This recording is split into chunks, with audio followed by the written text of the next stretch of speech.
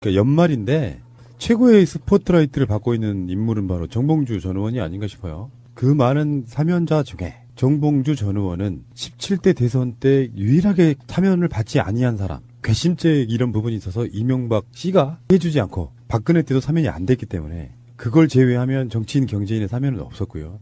한편에서는 이제 한상균 위원장이나 또는 또 더 들어가면 뭐 이석기 전 의원 그리고 뭐 한명숙 총리, 이광재 전 지사 이런 분들의 사면이 없었다. 좀 이런 부분은 서운하다 하는 쪽도 있긴 하지만 뭐 원칙에 따라서 법적인 절차가 다 끝나지 않는 상황이거나 이런 부분은 사면이 뭐 문재인 대통령 임기 내에 이것만 있을 건 아니니까요. 그 부분은 차치하고 어쨌건 정봉주 전 의원은요. 팟캐스트를 들으시는 분들 입장에서 보면 굉장히 좀 고무적인 사건이에요.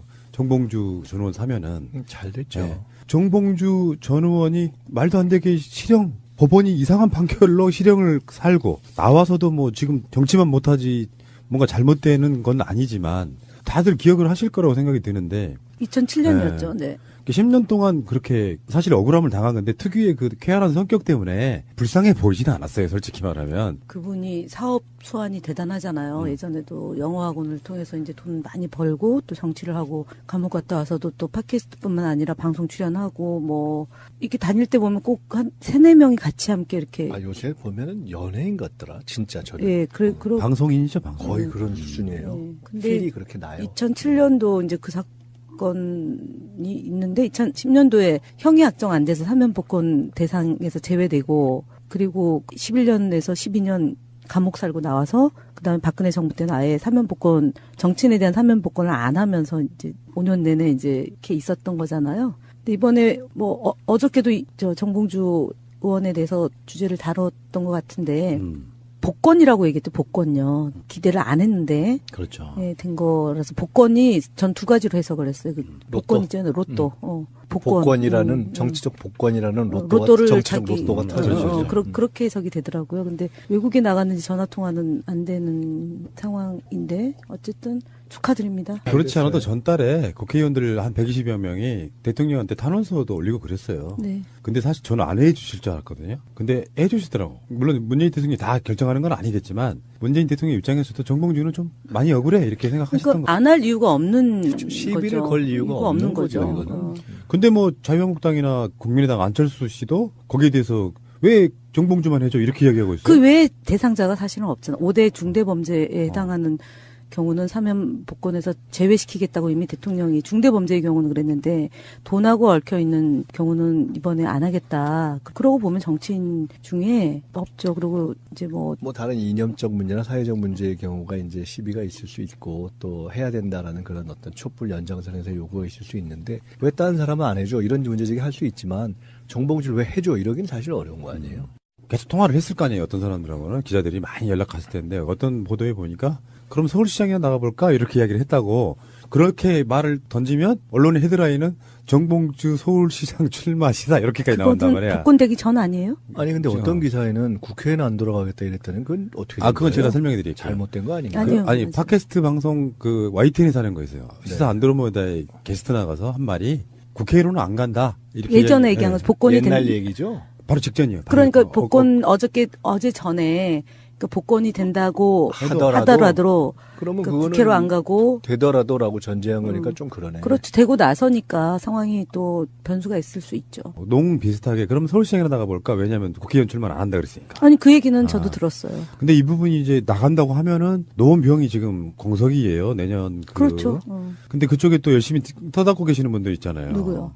저희 쪽에 네, 황창화 위원장도 있고 뭐 김성환 부총장도 생각이 좀 있죠. 국회의원을 이제 다시 하고 돌아간다고 생각하면 정봉주 의원이 노원에서 정치를 했고 노원에서 출마를 다시 해서 완전한 복권을 완성하는 것은 상당히 설득력이 있을 거예요. 낙검수에 그게 이제 후예들이 이런 팟캐스트를 하고 있는 거고 그 당사자들도 다 하고 있잖아요. 뭐 김어준, 그러네요. 김용민, 정봉주도 하고 있는데 그때 그 시절에 완결판 그 매듭을 딱 짓는 것 같은 그런 느낌이어서 우리 이제 그러네요. 한 시대가. 네. 굉장히 축하드리고요. 서울시장도 한번 조경래 의원 나간다고. 그러니까 어떤 전제 조건이 다 있지만. 그거는 제가 오늘 이 녹음 후에 정청래 의원을 따로 만나서 앞으로 거취에 대해서 제가 의논하기로 했습니다. 사실은 정청래 의원이 이제 서울시장 출마한다고 할 때 상의를 했죠. 저희가 컷오프 동지잖아요. 두 분은 물론 정무적 판단에 의한 컷오프고 저도 하여간 희생양이죠. 왜냐하면 정청래 의원은 그 상임위를 같이 했는데 정보위원회를 같이 했어요. 간사하고 제가 이제 정보위원이었는데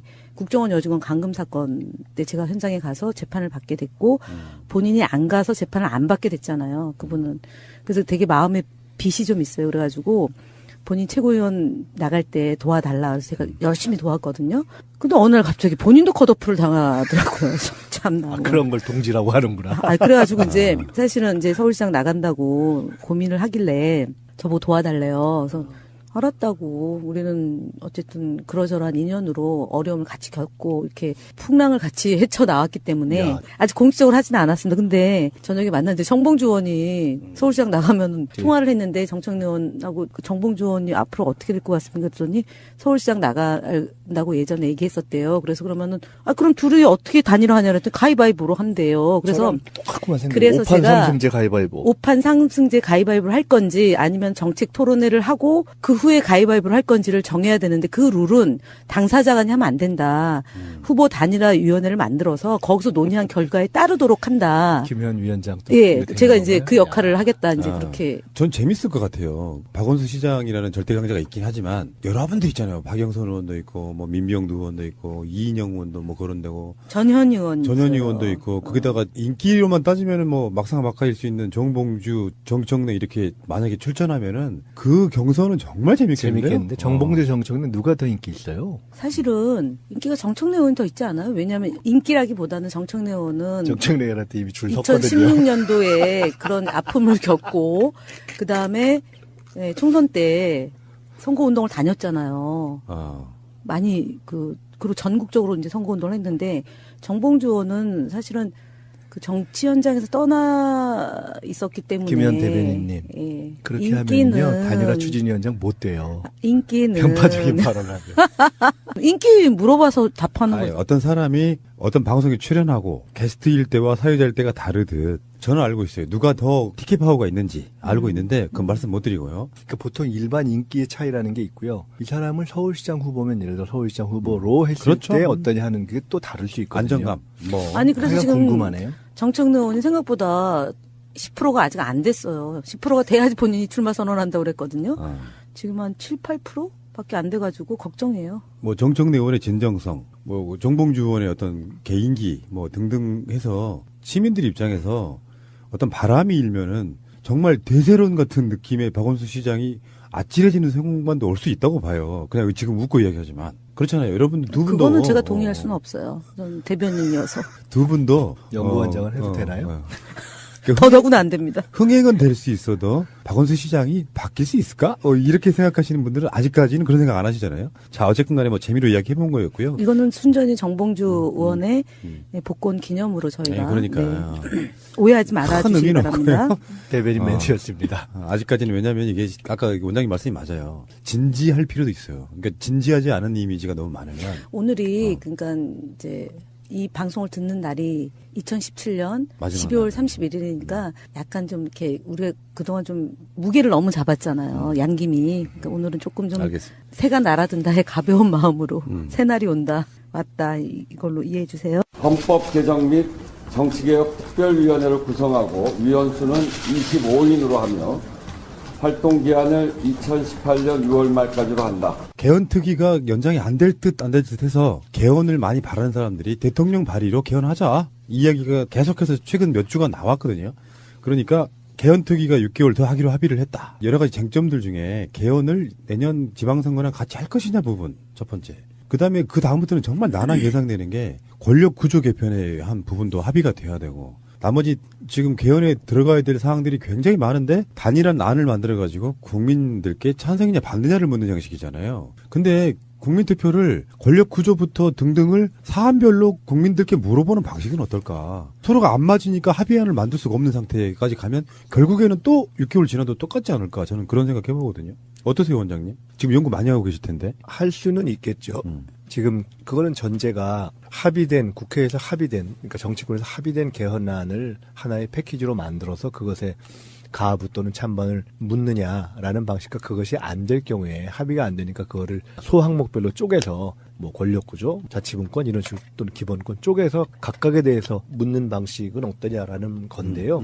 당연히 있을 수 있죠. 있을 수 없을 수도 있어요. 그걸 아마 해석에 따라서. 근데 중요한 것은 첫 번째 것이 합의가 안 된다면 동일한 이유로 두 번째 것도 합의가 안 될 거예요. 했죠. 저희가 컷오프 동지잖아요. 두 분은 물론 정무적 판단에 의한 컷오프고 저도 하여간 희생양이죠. 왜냐하면 정청래 의원은 그 상임위를 같이 했는데 정보위원회를 같이 했어요. 간사하고 제가 이제 정보위원이었는데 국정원 여직원 감금 사건 때 제가 현장에 가서 재판을 받게 됐고 본인이 안 가서 재판을 안 받게 됐잖아요. 그분은. 그래서 되게 마음에 빚이 좀 있어요. 그래가지고 본인 최고위원 나갈 때 도와달라. 그래서 제가 열심히 도왔거든요. 근데 어느 날 갑자기 본인도 컷오프를 당하더라고요. 참나. 그런 걸 동지라고 하는구나. 그래가지고 이제 사실은 이제 서울시장 나간다고 고민을 하길래 저보고 도와달래요. 그래서 알았다고. 우리는 어쨌든 그러저러한 인연으로 어려움을 같이 겪고 이렇게 풍랑을 같이 헤쳐나왔기 때문에 야. 아직 공식적으로 하지는 않았습니다. 근데 저녁에 만났는데 정봉주 의원이 서울시장 나가면 통화를 했는데 정청래 의원하고 그 정봉주 의원이 앞으로 어떻게 될 것 같습니까? 그랬더니 서울시장 나간다고 예전에 얘기했었대요. 그래서 그러면은 그럼 둘이 어떻게 단일화하냐 그랬더니 가위바위보로 한대요. 그래서 그래서 오판 제가 상승제 가위바위보. 5판 상승제 가위바위보를 할 건지 아니면 정책 토론회를 하고 그 후에 가위바위보를 할 건지를 정해야 되는데 그 룰은 당사자 간이 하면 안 된다. 후보 단일화위원회를 만들어서 거기서 논의한 결과에 따르도록 한다. 김현 위원장. 예, 제가 이제 그 역할을 하겠다. 이제 그렇게. 전 재밌을 것 같아요. 박원순 시장이라는 절대 강자가 있긴 하지만 여러분들 있잖아요. 박영선 의원도 있고 뭐 민병두 의원도 있고 이인영 의원도 뭐 그런 데고 전현 의원 의원도 있고 거기다가 인기로만 따지면은 뭐 막상막하일 수 있는 정봉주, 정청래 이렇게 만약에 출전 그러니까 연말인데 최고의 스포트라이트를 받고 있는 인물은 바로 정봉주 전 의원이 아닌가 싶어요. 그 많은 사면자 중에 정봉주 전 의원은 17대 대선 때 유일하게 사면을 받지 아니한 사람. 괘씸죄 이런 부분이 있어서 이명박 씨가 해주지 않고 박근혜 때도 사면이 안 됐기 때문에 그걸 제외하면 정치인 경제인의 사면은 없었고요. 한편에서는 이제 한상균 위원장이나 또는 또 더 들어가면 뭐 이석기 전 의원 그리고 뭐 한명숙 총리, 이광재 전 지사 이런 분들의 사면이 없었다. 좀 이런 부분은 서운하다 하는 쪽도 있긴 하지만 뭐 원칙에 따라서 법적인 절차가 다 끝나지 않는 상황이거나 이런 부분은 사면이 뭐 문재인 대통령 임기 내에 이것만 있을 건 아니니까요. 그 부분은 차치하고 어쨌건 정봉주 전 의원은요. 팟캐스트를 들으시는 분들 입장에서 보면 굉장히 좀 고무적인 사건이에요. 정봉주 전 의원 사면은. 잘 됐죠. 네. 정봉주 전 의원이 말도 안 되게 실형 법원이 이상한 판결로 실형을 살고 나와서도 뭐 지금 정치만 못하지 뭔가 잘못되는 건 아니지만 다들 기억을 하실 거라고 생각이 드는데 2007년이었죠. 네. 10년 동안 그렇게 사실 억울함을 당한 건데 특유의 그 쾌활한 성격 때문에 불쌍해 보이지는 않았어요. 솔직히 말하면. 그분이 사업 수완이 대단하잖아요. 예전에도 영어학원을 통해서 이제 돈 많이 벌고 또 정치를 하고 감옥 갔다 와서도 또 팟캐스트뿐만 아니라 방송 출연하고 뭐 이렇게 다닐 때 보면 꼭 한 3-4명이 같이 함께 이렇게 요새 보면은 연예인 같더라. 진짜 저는. 예, 그리고 방송인이죠, 방송. 거의 그런 수준이에요. 예. 근데 필이 그렇게 나요. 2007년도 이제 그 사건이 있는데 2010년도에 형이 확정 안 돼서 하면은 그 경선은 정말 재밌겠는데요. 재밌겠는데 정봉주 정청래는 누가 더 인기 있어요? 사실은 인기가 정청래 의원이 더 있지 않아요? 왜냐하면 인기라기보다는 정청래 의원은 정청래한테 이미 줄 섰거든요. 2016년도에 그런 아픔을 겪고 그 다음에 총선 때 선거운동을 다녔잖아요. 많이 그리고 전국적으로 이제 선거운동을 했는데 정봉주 의원은 사실은 그 정치 현장에서 떠나 있었기 때문에 김현 대변인님 예. 그렇게 인기는, 하면요 단일화 추진위원장 못 돼요. 인기는 편파적인 발언하면 인기 물어봐서 답하는 거죠. 어떤 사람이 어떤 방송에 출연하고 게스트일 때와 사회자일 때가 다르듯 저는 알고 있어요. 누가 더 티켓 파워가 있는지 알고 있는데 그건 말씀 못 드리고요. 그러니까 보통 일반 인기의 차이라는 게 있고요. 이 사람을 서울시장 후보면 예를 들어 서울시장 후보로 했을 그렇죠. 때 어떠냐 하는 게 또 다를 수 있거든요. 안정감. 뭐 아니 그래서 지금 궁금하네요. 정청래 의원이 생각보다 10%가 아직 안 됐어요. 10%가 돼야지 본인이 출마 선언한다고 그랬거든요. 지금 한 7, 8%? 밖에 안 돼가지고 걱정이에요. 뭐 정청래 의원의 진정성, 뭐 정봉주 의원의 어떤 개인기 뭐 등등 해서 시민들 입장에서 어떤 바람이 일면은 정말 대세론 같은 느낌의 박원순 시장이 아찔해지는 상황만도 올 수 있다고 봐요. 그냥 지금 웃고 이야기하지만 그렇잖아요. 여러분들 두 분도 그거는 제가 동의할 수는 없어요. 저는 대변인이어서. 두 분도 연구원장을 해도 되나요? 더더구나 안 됩니다. 흥행은 될 수 있어도 박원순 시장이 바뀔 수 있을까? 이렇게 생각하시는 분들은 아직까지는 그런 생각 안 하시잖아요. 자, 어쨌든 간에 뭐 재미로 이야기해본 거였고요. 이거는 순전히 정봉주 의원의 사면 복권 대상에서 제외되고 그리고 11년에서 12년 감옥 살고 나와서 그다음에 박근혜 정부 때는 아예 사면 복권 정치인에 대한 사면 복권을 안 하면서 이제 5년 내내 이제 이렇게 있었던 거잖아요. 근데 이번에 뭐 어저께도 저 정봉주 의원에 대해서 주제를 다뤘던 것 같은데 복권이라고 얘기했죠. 복권요. 기대를 안 했는데 그렇죠. 예, 된 거라서 복권이 전 두 가지로 해석을 했어요. 그 복권 로또? 있잖아요. 로또. 복권. 복권이라는 정치적 복권이라는 로또를 정치적 자기 로또가 터져죠. 그렇게 해석이 되더라고요. 근데 외국에 나갔는지 전화 통화는 안 되는 상황인데 어쨌든 축하드립니다. 그렇지 않아도 전달에 국회의원들 한 120여 명이 대통령한테 탄원서도 올리고 그랬어요. 네. 근데 사실 저는 안 해주실 줄 알았거든요. 근데 해주시더라고. 물론 문재인 대통령이 다 결정하는 건 아니겠지만 문재인 대통령 입장에서도 정봉주는 좀 많이 억울해 이렇게 생각하셨던 그러니까 거예요. 안 할 이유가 없는 시비를 거죠. 걸 이유가 없는 거죠, 이거는. 근데 뭐 자유한국당이나 국민의당 안철수 씨도 거기에 대해서 왜 정봉주만 해줘 이렇게 이야기하고 있어요. 그 외에 대상자가 사실은 없잖아. 5대 중대범죄에 해당하는 경우는 사면 복권에서 제외시키겠다고 이미 대통령이 중대범죄의 경우는 그랬는데 돈하고 얽혀 있는 경우는 이번에 안 하겠다. 그러고 보면 정치인 중에 없죠. 그리고 이제 뭐 다른 이념적 문제나 사회적 문제의 경우가 이제 시비가 있을 수 있고 또 해야 된다라는 그런 어떤 촛불 연장선에서 요구가 있을 수 있는데 왜 다른 사람은 안 해줘 이런 문제제기 할 수 있지만 정봉주를 왜 해줘 이러긴 사실 어려운 거 아니에요. 계속 통화를 했을 거 아니에요. 어떤 사람들하고는 기자들이 많이 연락갔을 텐데 어떤 보도에 보니까 그럼 서울시장이나 나가볼까 이렇게 이야기를 했다고 그렇게 말을 던지면 언론의 헤드라인은 정봉주 서울시장 출마 시사 이렇게까지 나온단 그거는 말이야. 복권되기 전 아니에요? 아니 근데 어떤 기사에는 국회에는 안 돌아가겠다 이랬다는 건 어떻게 된 그건 거예요? 제가 설명해 드릴게요. 잘못된 거 아닌가요? 아니요. 아니 팟캐스트 방송 그 YTN에서 하는 거 있어요. 시사 네. 안드로메다에 게스트 나가서 한 말이 국회로는 안 간다. 이렇게 예전에 이야기- 얘기한 네. 거 복권이 옛날 된 얘기죠. 바로 직전이에요. 그러니까 바로 복권 어제 전에 그 복권이 된다고 하더라도 그러면 그 그거는 국회로 안 가고 되더라도라고 전제한 거니까 좀 그러네. 그렇죠. 되고 나서니까 상황이 또 변수가 있을 수 있죠. 농 비슷하게 그럼 서울시장이나 나가볼까? 왜냐하면 국회의원 출마를 안 한다 그랬으니까. 아니 그 얘기는 저도 들었어요. 근데 이 부분이 이제 나간다고 하면은 노원병이 지금 공석이에요. 내년 그렇죠. 근데 그쪽에 또 열심히 터닫고 계시는 분들 있잖아요. 누구요?